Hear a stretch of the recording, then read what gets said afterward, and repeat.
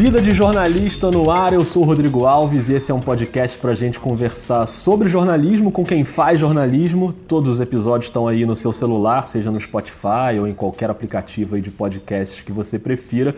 Em vários desses aplicativos dá para você avaliar ou deixar seu comentário, então manda um alô, diz o que você tem achado aqui da nossa resenha. E hoje o Vida de Jornalista faz uma ponte aérea Rio-São Paulo para falar sobre um tema que, pelo menos na minha opinião, é o tema mais importante do jornalismo brasileiro atualmente: fake news e checagem de notícias. Por isso, o convidado desse episódio é o Sérgio Littke, editor do projeto Comprova, projeto que reúne jornalistas aí de 24 veículos diferentes, com essa missão, de checar os conteúdos que são compartilhados por aí, informar se esses conteúdos são falsos ou verdadeiros. Sérgio, imagino que a sua vida não esteja nada fácil no meio desse furacão aí da campanha eleitoral, então te agradeço muito por tirar um tempinho para bater esse papo. Seja bem-vindo ao podcast. Obrigado pelo convite, é um prazer conversar contigo. O tempo é um produto de fabricação própria, então a gente sempre dá um jeito de conseguir algum para as coisas que são importantes. Muito bom. Eu usei aqui na abertura esse termo fake news, mas eu sei que você nem gosta muito desse termo, Porque o termo já é meio uma contradição, Notícia falsa. Se é falsa, não dá para chamar de notícia, acho que é meio por aí, É uma narrativa que foi ganha, de certa forma, pelo Trump, e que a imprensa, de alguma forma, embarcou e hoje virou um termo que designa, talvez, da melhor forma a desinformação, mais claro para as pessoas, mas a gente tenta evitar, porque isso de alguma forma destrói o que o jornalismo faz. Se ela é uma notícia, ela não pode ser falsa, e se ela é falsa, ela não deve ser uma notícia. Então, usar o termo fake news ou notícia falsa é uma contradição que a gente não deveria levar adiante, E nós estamos aqui lutando contra os moinhos de vento, mas ainda não nos dobramos a isso. Então esse termo a gente realmente não usa. Sobre essa luta aí contra os moinhos de vento, está muito claro que essa avalanche de informações distorcidas, fabricadas, isso vem tendo um peso enorme na decisão do voto, de milhões de pessoas. Todo mundo conhece alguém da família ou do grupo de amigos, gente que recebe informações às vezes absurdas e não só acredita, como passa adiante, compartilha. E está muito claro também que o jornalismo vai tentando reagir e conter essa sangria com agências de checagem, com muita gente tentando esclarecer as situações. Eu vi uma declaração sua numa reportagem do jornal inglês The Guardian, que você diz que não dá para conter essa tsunami. E aí eu te pergunto, para a gente começar o nosso papo, apesar de todo o esforço do jornalismo, vencer essa batalha já virou um negócio praticamente impossível? Não acho que seja impossível, só que esse é um desafio que não é só do jornalismo, Ele é um desafio para a sociedade inteira. É muito difícil que a gente possa imaginar que uma sociedade consiga evoluir em cima de um ambiente de desinformação. Embora o jornalismo esteja diretamente ligado a isso, esse é um papel, é uma responsabilidade da sociedade como um todo. Claro. O que eu acho que a gente consegue fazer, e aí não é só o Comprova, mas o Comprova e mais uma série de outras organizações ou de outros atores que têm tratado desse tema da desinformação, de repente botar o bode na sala, sabe? A gente está, acho que, conseguindo fazer com que, conseguindo chamar a atenção das pessoas para o problema, e de alguma forma ampliar um pouco a margem de dúvida, acender um pouco o botão de alerta para quando as pessoas recebem um determinado tipo de informação. Agora, eu não tenho a ilusão de que a gente vai conseguir conter ou vai conseguir fazer com que esse ambiente seja desinfetado, da informação falsa, da desinformação. Nosso papel é realmente tentar conter ao máximo, tentar colocar isso na pauta das pessoas, mas a sociedade precisa, em conjunto, achar um caminho para resolver isso de uma vez por todas. Tem razão. Esse é um tema complexo, de debater. A gente pode até aprofundar aqui na nossa conversa, inclusive o papel do próprio jornalismo, da própria imprensa, na abertura dessa avenida aí por onde entram as informações falsas, mas antes, só para situar quem está ouvindo, eu queria, Sérgio, que você falasse um pouco especificamente do Comprova, né? A gente tem várias, como você falou, vários atores aí nesse processo, agências de checagem, Agência Lupa, Aos Fatos, o Fato ou Fake, que é o projeto dos veículos do Grupo Globo. Eu vou colocar os links deles na descrição do episódio, para quem talvez ainda não conheça um ou outro possa conhecer. E o Comprova hoje tem vários veículos jornalísticos envolvidos nessa força-tarefa. Então conta um pouquinho pra gente, quem é que está com vocês nesse barco e como é que funciona o projeto? O Comprova é uma coalizão de veículos. Ela surgiu por uma iniciativa da First Draft News, que já participou e já promoveu outras iniciativas similares, como na eleição francesa, por exemplo. Tem apoio de várias instituições, de algumas empresas, inclusive da área de tecnologia, como Google e Facebook, mas basicamente a gente tem uma redação centralizada aqui em São Paulo, e essa redação está em contato com os jornalistas dessas 24 empresas de comunicação que fazem as verificações, né? O nosso foco, o nosso escopo é basicamente eleição presidencial, né? E a gente só faz verificação daquilo que realmente está viralizando na rede, né?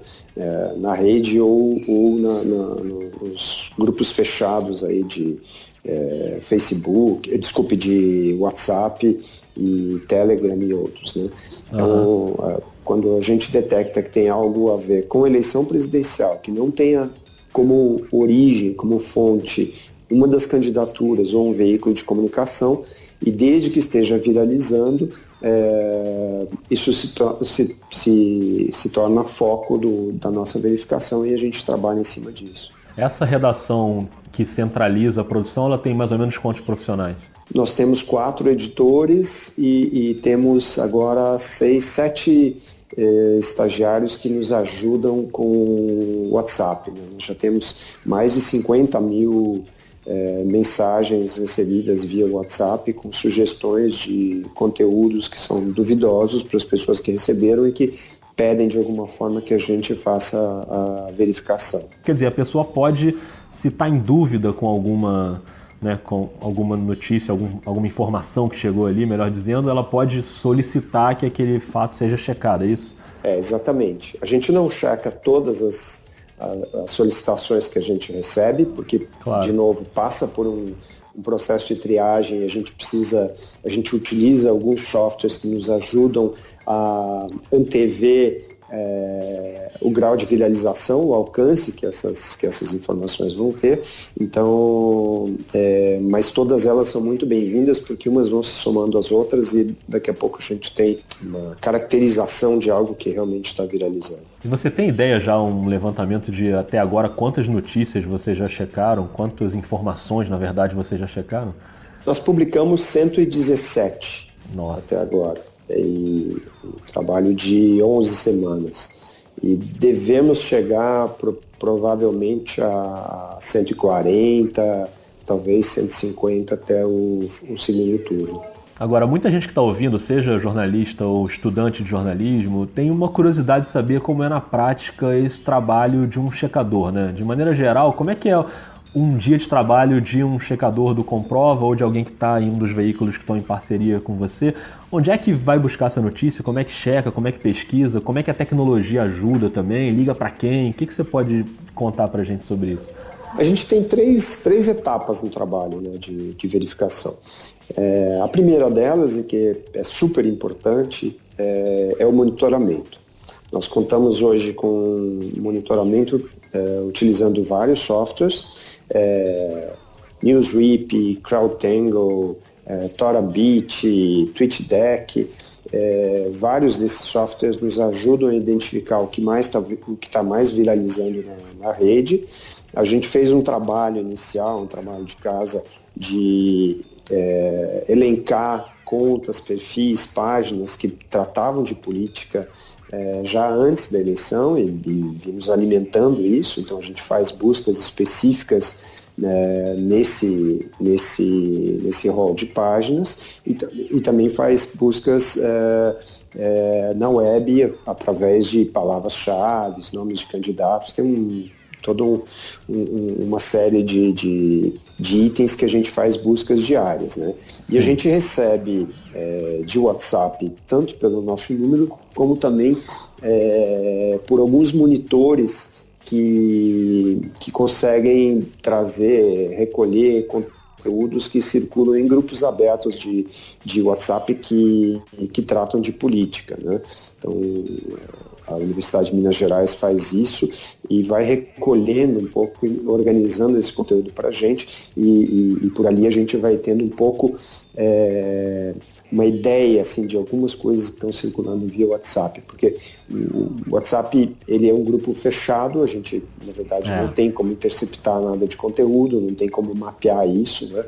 E essas coisas nos ajudam, assim, porque é pelo WhatsApp que as coisas circulam mais. Feito esse monitoramento e a gente vendo o que tem mais potencial de viralização dos conteúdos sobre os quais a gente coloca algum tipo de dúvida, o que as pessoas nos dizem que tem dúvidas, a gente leva para a segunda parte, que é apresentar isso para os nossos parceiros, né, esses 24 veículos. E aí eles vão aderindo, né, a verificação que é um trabalho de investigação mesmo, de depurar aquilo que está sendo dito e checar para ver se todas as informações são verdadeiras.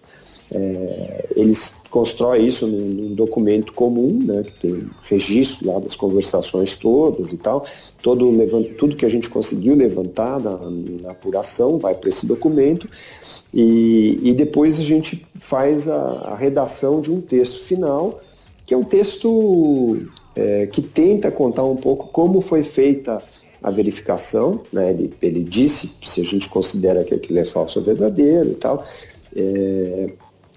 diz como a gente fez para chegar na verificação, no resultado, procura dar esses links todos, e a gente sempre procura também dar o link de outras organizações que fizeram a checagem do mesmo conteúdo, porque o Comprova termina em 2 semanas e todos os outros, esses que tu citaste mais alguns, eles vão continuar trabalhando. Então é importante que a gente também ajude a alavancar essas organizações, porque eles vão continuar fazendo o trabalho depois para outro tipo de informação ou de desinformação que circula no nosso ambiente. Então a gente cria esse texto, que é um texto básico, até bastante didático, de como foi feita a verificação e por que uma coisa é falsa, por que não é verdadeira, publica isso no nosso site e todo aquele trabalho todo aquele conteúdo que a gente gerou na apuração, ele fica disponível para os 24 veículos construírem as suas próprias narrativas nos seus veículos originais. Então, eles podem ou simplesmente replicar o que a gente produziu e publicou no site, podem publicar utilizando os seus padrões de redação, ou podem construir algo completamente diferente, ou mais amplo, ou mais resumido, a partir do conteúdo que a gente levantou. Tudo isso está disponível para eles, né? Legal. Essa postagem, ela precisa ter no mínimo 3 empresas que colocam o seu logo, fazem a verificação e colocam o seu logo para poder ser publicada no site. Se a gente não alcançar 3 logotipos, a gente não consegue publicar. E depois todos os outros vão conferindo a verificação e vão colocando lá o seu logo também. Claro. Então, é isso que faz com que isso vá para o ar. Então, a terceira parte, né, quer dizer, a segunda verificação, a terceira parte é a divulgação disso, a distribuição desse conteúdo, que é feita via o site, via os sites dos veículos, né, e alguns são offline, não são veículos digitais online, por exemplo, SBT, Band e tal, que colocam também nas rádios rádios e nas TVs dos grupos. E a gente leva isso para as nossas redes sociais, e as redes sociais desses veículos também levam isso adiante. Então, a gente consegue chegar num alcance impressionante.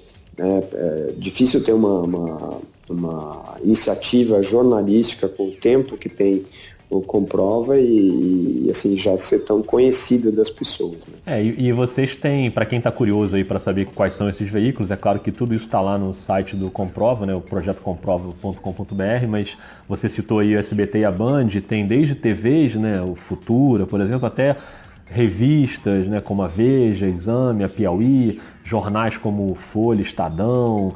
Então, assim, é bem abrangente, né? Tem agência de notícias. A FP tem novos veículos digitais, como Poder 360, Nexo. Nexo. Tem veículos regionais importantes, como o Jornal do Comércio, o Povo de Fortaleza, Zero Hora, Correio do Povo de Porto Alegre, NSC de Santa Catarina, Gazeta do Povo aqui do Paraná, tem no Espírito Santo Gazeta Online. Então, tem bem diversificada, assim, bem diversa nosso grupo de parceiros. Bacana, legal. E aí, Sérgio, eu queria que você me ajudasse com uma dica, como você falou, bem prática, assim, para quem está ouvindo, e até acho que o pessoal que está ouvindo, na maioria, já é um pessoal preocupado em consumir a informação correta. Eu espero que seja, pelo menos. Mas, por exemplo, o meu tio lá no grupo da família, que acredita em tudo que chega no WhatsApp, o que eu tenho que falar para ele? Assim? Como é que eu posso ensinar essa pessoa que não conhece o ambiente jornalístico, não está acostumado ao consumo de notícias, né, saber diferenciar uma coisa da outra, para que ele não seja uma vítima de informação falsa? Que tipo de campanha a gente pode fazer para essas pessoas que são leigas no jornalismo, mas que estão consumindo ali, às vezes, informação falsa? Acho que a primeira coisa é a gente, quando recebe, principalmente via WhatsApp, nos grupos de WhatsApp, identificar se tem a palavra encaminhada em cima do post, né, da postagem do texto. Quando isso acontece, eu sempre acho que é interessante que as pessoas perguntem para quem mandou se ele sabe a origem, quem foi a pessoa que mandou, de onde saiu aquela informação. Acho que é a primeira coisa. Se a pessoa que enviou simplesmente reencaminhou algo que ela recebeu de uma outra pessoa e não sabe a fonte certa, eu já começaria a desconfiar. Né? Acho que é importante ter algum nível de desconfiança nessa parte.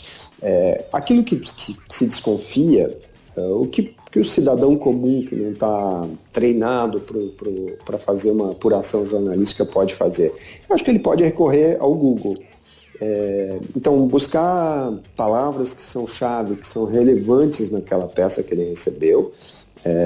Ele pode fazer uma busca no Google, colocar 3, 4 palavras que constam daquilo ali, para ver se ele encontra mais informação, e aí talvez informação de uma fonte que ele conheça, que ele confie, para bater com o que ele recebeu, para ver se realmente é real. Ele pode usar essas mesmas palavras-chave e acrescentar outras, como, por exemplo, fake, falso, boato, para ver se algum veículo de checagem já fez uma checagem sobre aquela informação e está validando ou negando a veracidade daquela informação, né? Ele pode sempre fazer isso.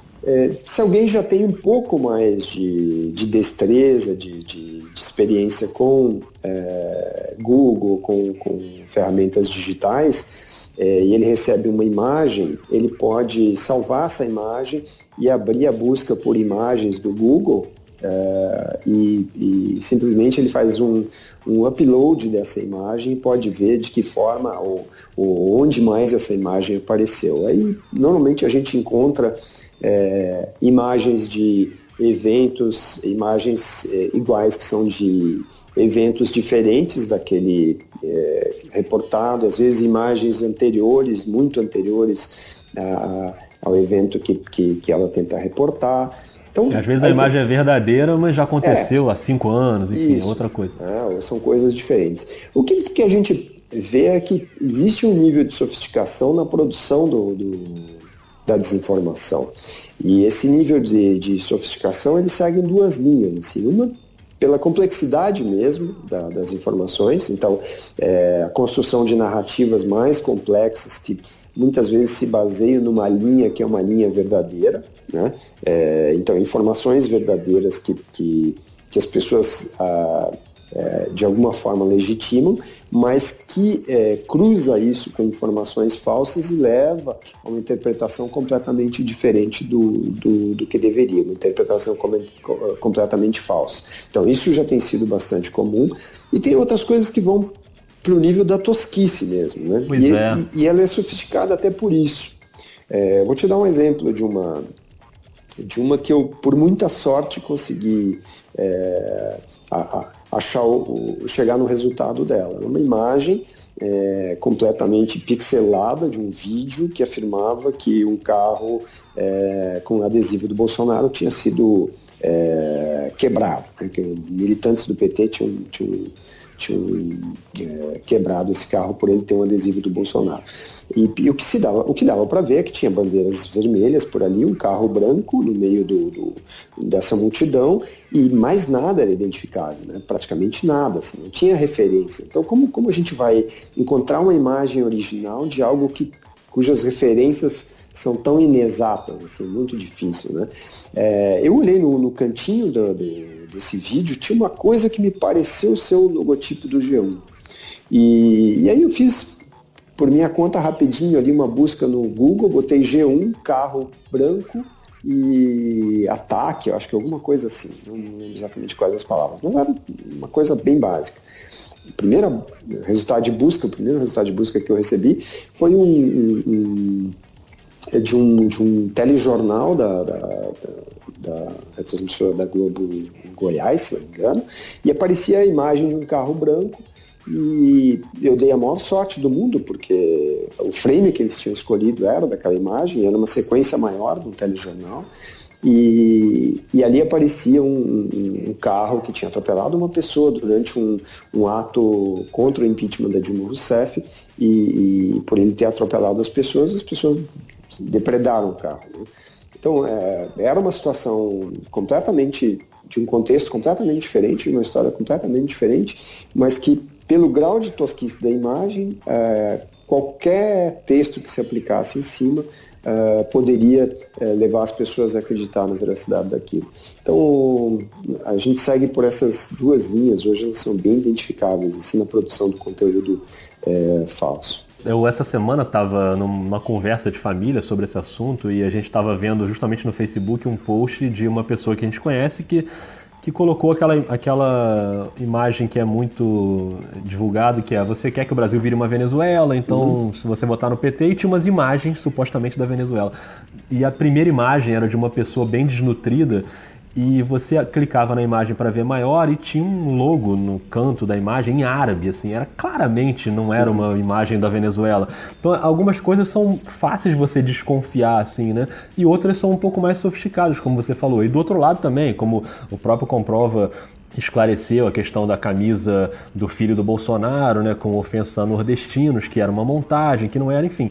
É um terreno complicado, assim, né? Agora, tem um fenômeno que eu tenho visto também bastante, que eu acho mais surreal ainda, que é a pessoa acreditar no que é falso, porque é conveniente, e não acreditar quando alguém vai lá e mostra a checagem. Tipo, olha aqui, ó, isso aqui foi checado, e não, mas isso aí quem disse que é falso, não sei o que, e às vezes fica uma coisa maluca na cabeça das pessoas, né? O jornalismo vai lá e identifica que aquilo ali é uma informação falsa, e mesmo assim a pessoa reluta em acreditar, né?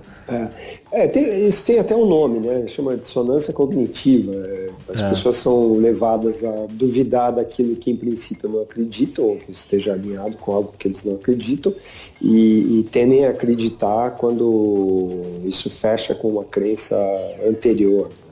É isso que explica certas coisas, como, por exemplo, ver as pessoas votando na urna, colocando o número de um candidato para governador e reclamando que a urna anulou o voto num candidato a presidente. Tá claro ali, se a gente para com um pouco mais de atenção, a gente vai ver que ele está votando para governador. E se aparece, né, a palavra governador na urna. E em estados, né, quer dizer, a pessoa falando o nome da escola onde votou, num estado em que aquele partido não tinha um candidato a governador. Né? As pessoas acreditam. Por exemplo, teve um boato que a gente ficou muito impressionado com como as pessoas poderiam acreditar naquilo, que era uma mamadeira com o bico em formato de pênis.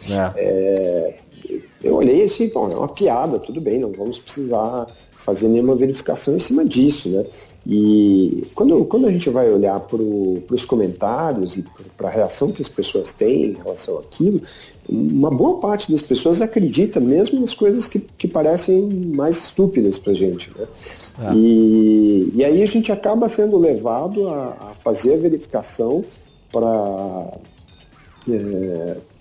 tentar colocar algum tipo de informação ali que leve as pessoas a acreditarem ou a duvidarem, pelo menos, daquela peça que apareceu para eles. É verdade. Agora, Sérgio, para a gente arredondar aqui já na reta final do nosso papo, eu queria te ouvir também sobre o tema que é sobre o próprio jornalismo e o papel que ele tem nessa história toda. É claro que é uma parte, né, da questão, tem uma questão educacional aí do país que vai muito além disso, mas o papel do próprio jornalismo na instalação desse caos, que é uma autocrítica que a gente nem sempre vê na imprensa. Então, por exemplo, a crise de credibilidade do jornalismo tradicional, eu não estou falando nem só da manipulação, mas até de uma certa dificuldade para lidar com novas tecnologias, redes sociais. O jornalismo parece ter demorado um pouco a entender, por exemplo, o WhatsApp, como ele pode ser usado.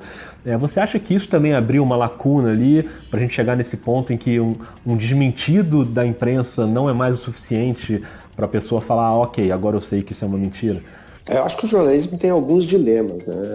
A primeira coisa é não ter enfrentado com seriedade o problema da digitalização, da desintermediação, né? Quer dizer, o fato das pessoas estarem publicando elas próprias as coisas e tal. Mas acho que o jornalismo tratou mal esse aspecto e aí buscou como uma tábua de salvação a publicidade também no meio digital e acho que fez muita coisa errada, né? A primeira coisa que acho que fez errada, e talvez seja a mais importante delas, a meu ver, é o fato de ter se deixado levar por uma lógica de volume de audiência.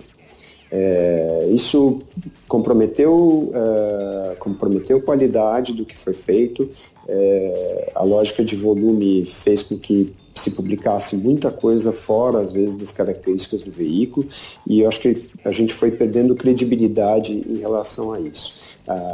A falta de credibilidade é um espaço que a gente deixou para outros ocuparem. Acho que já se voltou um pouco nesse aspecto, já se luta mais contra isso, mas a gente agora teve que mudar também a forma de financiamento. Então, quando abre mão da publicidade e aí essa lógica de volume ela passa a não ser tão importante, tão relevante, o que aconteceu foi que, ok, os conteúdos melhoraram, mas eles também foram fechados. Isso. E as pessoas não têm condição de assinar uma variedade de veículos nas condições em que elas estão, né? Eu ia te perguntar exatamente sobre isso, né? Que é o paywall, né? Que você fecha o seu conteúdo digital. Então hoje você tem Globo, Folha, Estadão, e aí não só aqui, né? O New York Times também faz isso, mas na prática, no momento que a população mais precisa do jornalismo profissional ali para se defender dessa onda... Ele está fechado. Ele está fechado, a pessoa não consegue, a não ser que consiga pagar, né? E esse paywall, ele te dá a oportunidade, te dá a possibilidade de acessar algumas informações, mas boa parte dos veículos tem fechado o conteúdo mais analítico, né? Que é o conteúdo que talvez pudesse ajudar um pouco mais as pessoas a se equiparem, né? A terem mais informação para enfrentar isso. Então, eu acho que o jornalismo tem esse dilema, e esse é um dilema que também talvez não seja possível, ou que não seja só de responsabilidade do jornalismo, né? A sociedade precisa pensar isso e ver de que forma ela pode sustentar um jornalismo de qualidade, feito dentro de boas condições, né? Sem que fique à mercê de interesses E esse é um debate que a gente precisa fazer, né? Mas as pessoas têm que estar dispostas a fazer esse debate. Eu acho que ele vai ter que começar pelo jornalismo, pelas empresas, né? Pelas associações e tal. O jornalismo precisa recuperar a credibilidade e ocupar esse espaço aí para que as pessoas, quando receberem uma determinada informação, procurem primeiro um veículo de mais confiabilidade, não? Antes de simplesmente acreditar. Mas pelo que a gente está vendo, não é isso que acontece hoje. Né? As pessoas tendem a confiar mais nos amigos, nos familiares, nas pessoas próximas que mandam coisas para eles. O ambiente de polarização faz com que a gente vá ficando dentro dessas bolhas. As bolhas são, para a informação, um lugar absolutamente infectado, né? Porque não é arejado, não há contraditório, as pessoas somente vão realimentando as suas próprias crenças, e isso é terrível para a sociedade, né? Isso é terrível para a sociedade. É verdade, tem toda razão, e a gente sabe que é um assunto super complexo e uma batalha inglória, mas é claro que eu tenho que te dar os parabéns pelo projeto e pela luta diária aí, desejar vida longa ao jornalismo sério. O Comprova, como você falou, é um projeto que olha para a eleição presidencial e ele vai até terminar a eleição presidencial, é isso? Exatamente. A gente está construindo uma experiência de jornalismo colaborativo que eu acho que vai além da eleição presidencial, né? Eu não sei como ela vai se materializar, mas eu pessoalmente vejo no jornalismo colaborativo, na forma como Comprova trabalha, uma das saídas para o jornalismo no médio e no longo prazo, né?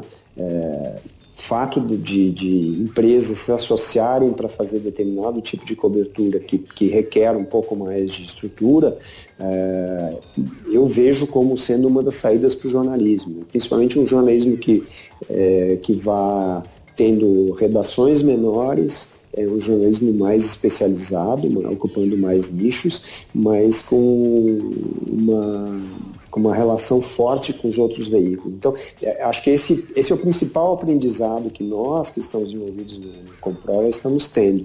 Não é necessariamente o aprendizado de usar ferramentas para fazer verificação de conteúdo, coisas assim, mas a experiência de trabalhar em equipe, em empresas diferentes com o mesmo objetivo, em lugares diferentes, trabalhando remotamente, e eu vejo isso como algo muito presente no futuro do jornalismo. Perfeito. Sérgio, eu te agradeço muito pelo papo, deixo você à vontade aí para dar o seu recado final para quem está ouvindo a gente. Muito obrigado, foi ótimo. Eu gosto muito de falar dessa experiência, uma experiência que me orgulha bastante. A gente não tem nenhuma interferência de interesses externos, é uma coisa que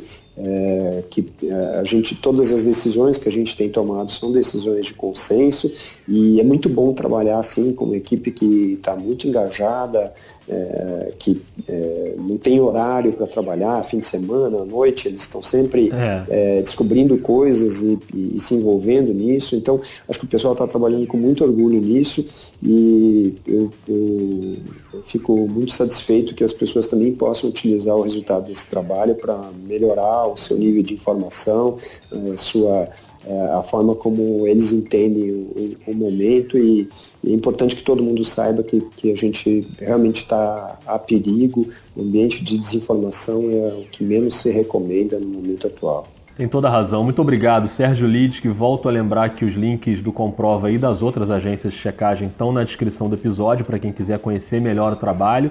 Se você quiser conversar também sobre esse tema, entra lá no nosso Twitter, o @vida_jornalista, esse ou qualquer outro tema relacionado ao jornalismo, e fica ligado nos próximos episódios. Muito obrigado a todo mundo e até mais.